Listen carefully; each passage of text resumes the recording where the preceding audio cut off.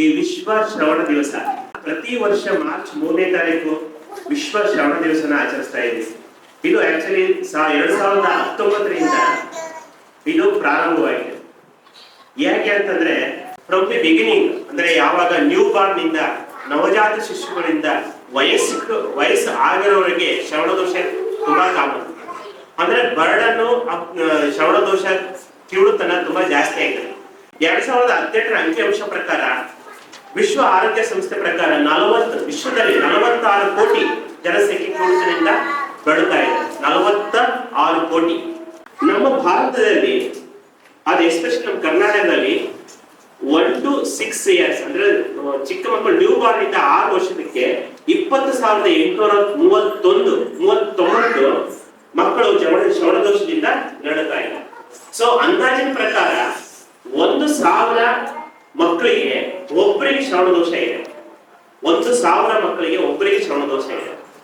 So ಅದಕ್ಕೋಸ್ಕರನೇ ಮಕ್ಕಳಲ್ಲಿ ತುಂಬಾ ಶ್ರವಣ ದೋಷ ಕಂಡುಹಿಡಿಯಲು ತುಂಬಾ ಇಂಪಾರ್ಟೆಂಟ್. 2009ರಲ್ಲಿ national preventive programme for deafness control programme ಅಂತ ರಾಷ್ಟ್ರೀಯ ಕಿವುಡುತನ ನಿಯಂತ್ರಣ ಕಾರ್ಯಕ್ರಮ ಎಲ್ಲ ವಯಸ್ಸಿನ ಜನಸಂಖ್ಯೆಗೆ, ಅಂದ್ರೆ ನವಜಾತ ಶಿಶುಗಳು, ಮಕ್ಕಳು, ವಯಸ್ಕರಿಗೆ ಮತ್ತೆ ವಯಸ್ಸಾದವರಿಗೆ ಎಲ್ಲ ಇದಕ್ಕೆ ಐಡೆಂಟಿಫಿಕೇಶನ್ ಮಾಡ್ಬಿಟ್ಟು ಅವರಿಗೆ ಪ್ರಿವೆಂಟಿವ್ ಡೆಫ್ನೆಸ್ ಮಾಡ್ತೀವಿ. ಈ ಬರ್ತಾ ಏನಾಗುತ್ತೆ, we are concentrating on new Born deafness.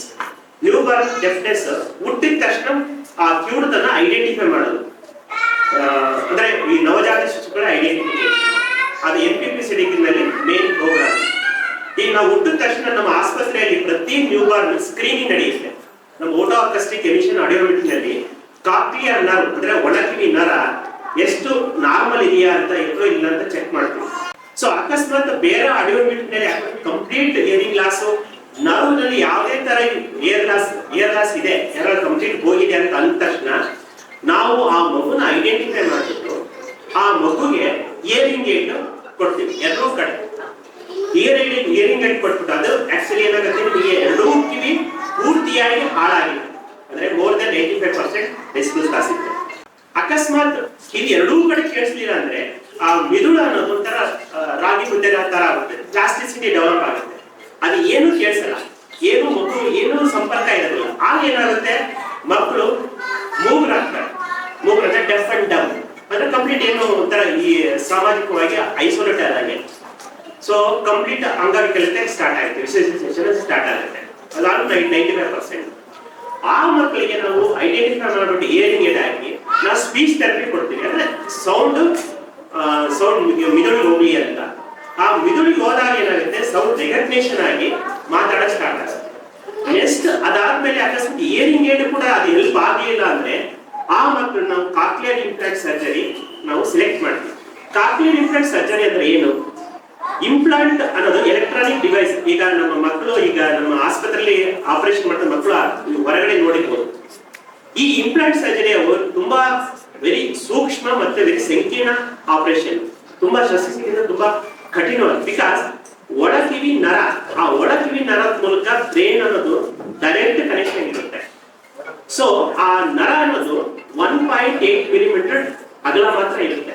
8 millimetre, not centimetre, 8 millimetre ಅಷ್ಟೇ ಅಗಲ ಇರುತ್ತೆ. ಸೊ ಆ ಎಲೆಕ್ಟ್ರಾನಿಕ್ ಡಿವೈಸ್ ಆಪರೇಷನ್ ಮೂಲಕ ಆ ಎಲೆಕ್ಟ್ರಾನಿಕ್ ಡಿವೈಸ್ ನಾವು ಪಾಸ್ ಮಾಡಿಬಿಟ್ಟು ಹೊರಗಡೆ ನೋಡ್ತಾ ಇರ್ಬೋದು. ಇಟ್ ಇಸ್ ಅ ಪ್ರೊಸೆಸರ್ ಅಂತ ಕರಿತೀವಿ, ನಿಮಗೆಲ್ಲ ಗೊತ್ತಿರ್ಬೋದು. ಒಳಗಡೆ ಸ್ಟಿಮ್ಯುಲೇಟರ್ ಇರುತ್ತೆ. ಸೊ ಈ ಪ್ರೊಸೆಸರ್ ಮೂಲಕ ನಾವು ಶಬ್ದ ಏನ್ ಬರುತ್ತೋ ಆ ಶಬ್ದ ಒಳಕಿವಿ ನರಕ್ಕೆ ಸ್ಟಿಮ್ಯುಲೇಟ್ ಮಾಡುತ್ತೆ. ನಮ್ಮ ಆಸ್ಪತ್ರೆ 2024ರಲ್ಲಿ ಕಾಕ್ಲಿಯರ್ ಇಂಪ್ಲಾಂಟ್ ಎಂಪ್ಯಾನಲ್ ಆಕ್ಟಿಗೆ ಸ್ಟೇಟ್ ಕಮಿಟಿಯಿಂದ ಒಂದೆರಡು ಕಮಿಟಿ ಬಂದ್ಬಿಟ್ಟು ನಮ್ಮ ಇಕ್ವಿಪ್ಮೆಂಟ್ಸ್ ನೋಡಿ, ನಮ್ಮ OPD ನೋಡಿ, ನಮ್ಮ ಸ್ಟ್ಯಾಟ್ಸ್ ನೋಡಿ ಅವ್ರಿಗೆ ಎಂಪ್ಯಾನಲ್ ಕೊಡ್ತಾರೆ. ಅದು ನಮ್ಮ ಆಸ್ಪತ್ರೆ ಎಂಪ್ಯಾನಲ್ ಆಗಿದೆ ಅಂತ ನಾವು ಹೇಳ್ಕೊಳ್ಳಕ್ಕೆ ಹೆಮ್ಮೆ ಪಡ್ತೀವಿ. ಒಂದು ಕಾಕ್ಲಿಯರ್ ಇಂಪ್ಲಾಂಟ್ ಸರ್ಜರಿ ಮಾಡಕ್ಕೆ 11ರಿಂದ 12 ಲಕ್ಷ ಆಗುತ್ತೆ. ಒಂದು ಕಾಕ್ಲಿಯರ್ ಇಂಪ್ಲಾಂಟ್ ಸರ್ಜರಿ ಮಾಡಿ 11ರಿಂದ 12 ಲಕ್ಷ ಆಗುತ್ತೆ. ಆ 12 ಲಕ್ಷ ಘನ ಸರ್ಕಾರ ನಿಮಗೆ ಫ್ರೀ ಆಗಿ ಒದಗಿಸ್ತಾ ಇದೆ. ಸೊ ಅದಕ್ಕೋಸ್ಕರ ನಾವು ಐಡೆಂಟಿಫಿಕೇಶನ್, ಅರ್ಲಿ ಐಡೆಂಟಿಫಿಕೇಶನ್, ಆಮೇಲೆ ಟ್ರೀಟ್ಮೆಂಟ್, ಆಮೇಲೆ cochlear implant surgery, then rehabilitation. ಈಗೆಲ್ಲ ನೀವೆಲ್ಲ ರಿಹ್ಯಾಬಿಲಿಟೇಷನ್ ಇದರಲ್ಲಿ ಇದ್ದೀರಾ. ಸೊ ಏನಂದ್ರೆ ಸ್ಪೀಚ್ ಥೆರಪಿ, ಅದು ನಾವು ಇಲ್ಲಿ ಫ್ರೀ ಆಫ್ ಕಾಸ್ಟ್ ಮಾಡ್ತೀವಿ. ನಿಮಗೆ ಸಿಟಿ ಸ್ಕ್ಯಾನ್ ಆಗಿರ್ಬೋದು, MRI ಸ್ಕ್ಯಾನ್ ಆಗಿರ್ಬೋದು, ಬ್ಲಡ್ ಟೆಸ್ಟ್ ಆಗಿರ್ಬೋದು, ಎಲ್ಲ ಫ್ರೀ ಆಗಿ ನಾವು ಆಪರೇಷನ್ ಮಾಡಿಸಿದ್ವಿ. ಈಗ ಒಂದು ಕಿವಿ ತುಂಬಾ ಚೆನ್ನಾಗಿ ಕೇಳಿಸ್ತಾ ಇದೆ. ಆಪರೇಷನ್ ಮಾಡಿಸಿದ್ವಿ, ಚೆನ್ನಾಗಿ ಕೇಳಿಸ್ಕೊತಾ ಇದ್ದಾರೆ. ಈಗ ಮಾತಾಡ್ತಾ ಇದ್ರೆ ಚೆನ್ನಾಗಿ ಕೇಳಿಸ್ಕೊತಾ ಇದ್ದಾರೆ. ಯಾರು ಸಹ ಹಿಂದೆ ಹೊಡಿಬೇಡಿ. ಎಲ್ಲರಿಗೂ ನಮ್ಮ ಸಿಬ್ಬಂದಿ ವರ್ಗದವರು ಆಸ್ಪತ್ರೆ ಸಹಕರಿಸ್ತಾರೆ. ಅದನ್ನ ಎಲ್ಲ ಪಡ್ಕೊಳ್ಳಿ ಅಂತ ನಮ್ಮ ಆಸ್ಪತ್ರೆ, ನಮ್ಮ ಹಾಸನ ಗೌರ್ಮೆಂಟ್ ಹಾಸ್ಪಿಟಲ್ ನಮಗೆ ಧನ್ಯವಾದಗಳನ್ನ ತಿಳಿಸ್ತೀನಿ.